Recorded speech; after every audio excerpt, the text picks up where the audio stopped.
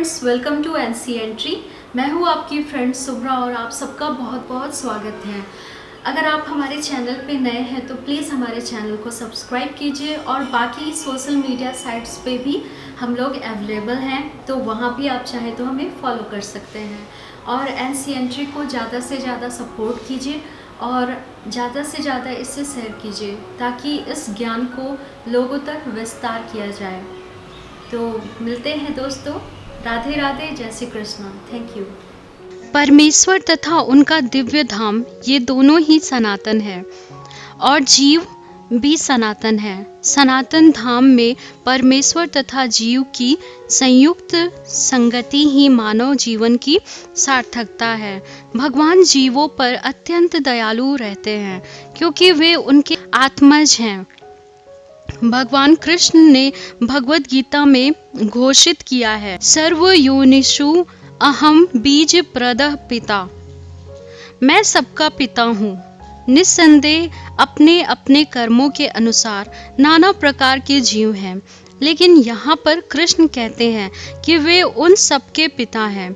अतएव भगवान उन समस्त पतित बुद्धि जीवों का उद्धार करने तथा उन्हें सनातन धाम वापस बुलाने के लिए अवतरित होते हैं, जिससे सनातन जीव भगवान की नित्य संगति में रहकर अपनी सनातन स्थिति को पुनः प्राप्त कर सके।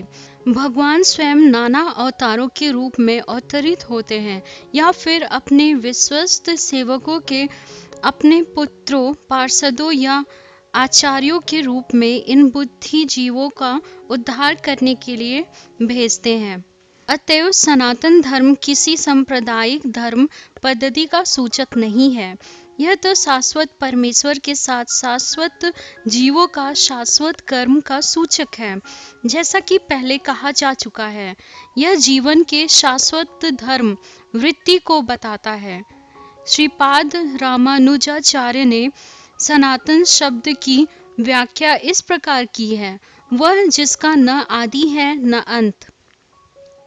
अतएव जब हम सनातन धर्म के विषय में बातें करते हैं तो हमें श्रीपाद रामानुजाचार्य के प्रमाण के आधार पर यह मान लेना चाहिए कि इसका आदि है न अंत। अंग्रेजी का रिलीजन शब्द सनातन धर्म से थोड़ा भिन्न है। रिलीजन से विश्वास का भाव सूचित होता है और विश्वास परिवर्तित हो सकता है। किसी को एक विशेष विधि में विश्वास हो सकता है और वह इस विश्वास को बदलकर दूसरा अपना सकता है, लेकिन सनातन धर्म उस कर्म का सूचक है जो बदलता नहीं है, न बदला जा सकता है। उदाहरणार्थ, न तो जल से उसकी तरलता विगल की जा सकती है, न अग्नि से उष्म विगल की जा सकती है। ठीक इसी प्रकार जीव से उसके नित्य कर्म को विगल नहीं किया जा सकता। सनातन धर्म जीव का शाश्वत अंग है। अतएव जब हम सनातन धर्म के विषय में बात करते हैं तो हमें श्रीपाद रामानुजाचार्य के प्रमाण को मानना चाहिए कि उसका न तो आदि है न अंत है।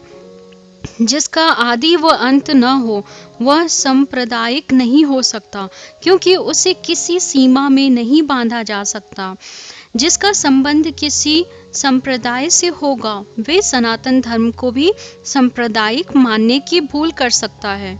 किंतु यदि हम इस विषय पर गंभीरता से विचार करें और आधुनिक विज्ञान के प्रकाश में सोचें तो हम सहज ही देख सकते हैं कि सनातन धर्म विश्व के समस्त लोगों का ही नहीं अपितु ब्रह्मांड के समस्त जीवों का है।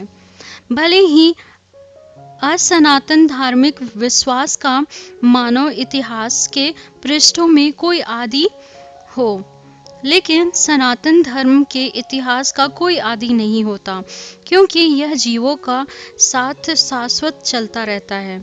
जहाँ तक जीवों का संबंध है, प्रामाणिक शास्त्रों का कथन है कि जीव का न तो जन्म होता है न मृत्यु।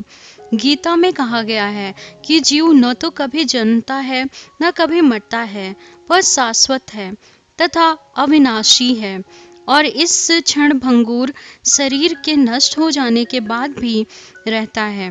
सनातन धर्म के स्वरूप के प्रसंग में हमें धर्म की धारणा को संस्कृत के मूल शब्द के अर्थ में से समझना होगा।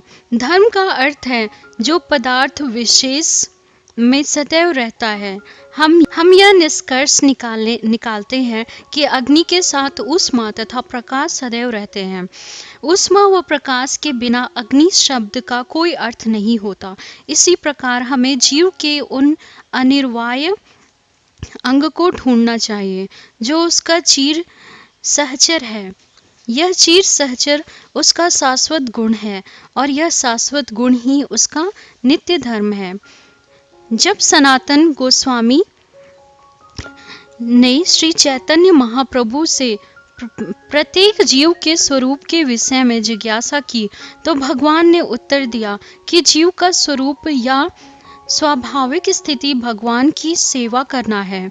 यदि हम चैतन्य महाप्रभु के इस कथन का विश्लेषण करें तो हम देखेंगे कि जीव दूसरे जीव की सेवा में निरंतर लगा रहता है।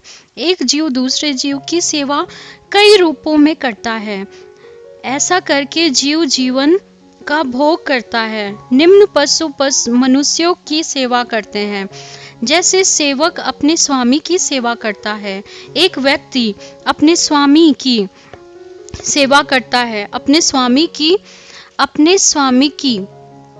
इस प्रकार हम देखते हैं कि एक मित्र दूसरे मित्र की सेवा करता है, माता पुत्र की सेवा करती है, पत्नी पति की सेवा करती है, पति पत्नी की सेवा करता है। यदि हम इसी भाव से खोज करते हैं चले जाएंगे तो पाएंगे कि समाज में ऐसा एक भी अपवाद नहीं है जिसमें कोई जीव ऐसा हो जो कि सेवा में न लगा हो। एक राजनेता जनता की समक्ष अपना घोषणा पत्र प्रस्तुत करता है ताकि उनको उसकी सेवा करने की क्षमता के विषय में विश्वास दिला सके। फलतः मतदान उसे यह सोचते हुए अपना बहुमूल्य मत देते हैं कि वह समाज की महत्वपूर्ण सेवा करेगा।